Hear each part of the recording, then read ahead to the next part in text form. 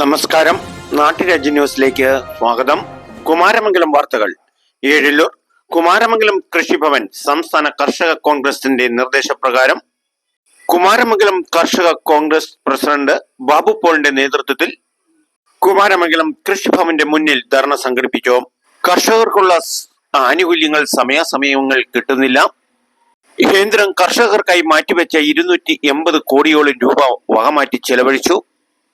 കൃഷിക്ക് ആവശ്യമായ സാധനങ്ങളും വിത്തുകളും സമയാസമയങ്ങളിൽ കൊടുക്കുന്നില്ല എന്നും കൃഷിവകുപ്പ് തന്നെ കർഷകരുടെ കാലനായി മാറിയ ഈ കാലഘട്ടം ജനങ്ങളുടെ നികുതിപ്പണം കോടിക്കണക്കിന് രൂപ കൃഷി ഡിപ്പാർട്ട്മെന്റ് ശമ്പളമായി കൈപ്പറ്റുന്നത് നാട്ടിലെ കർഷകർക്ക് ഒരു പ്രയോജനവുമില്ലാത്ത ഒരു ഓഫീസായി ഈ കൃഷി ഓഫീസ് മാറിക്കൊണ്ടിരിക്കുന്നു എന്ന് ഈ ധർണ യോഗം വിലയിരുത്തി.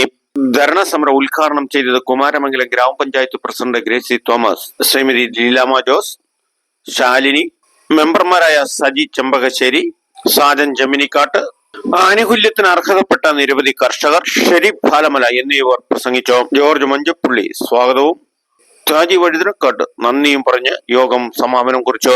നാട്ടുരാജ്യ ന്യൂസിനു വേണ്ടി റിപ്പോർട്ടിംഗ് കുമാരമംഗലത്ത് നിന്നും കെ വിജയൻ.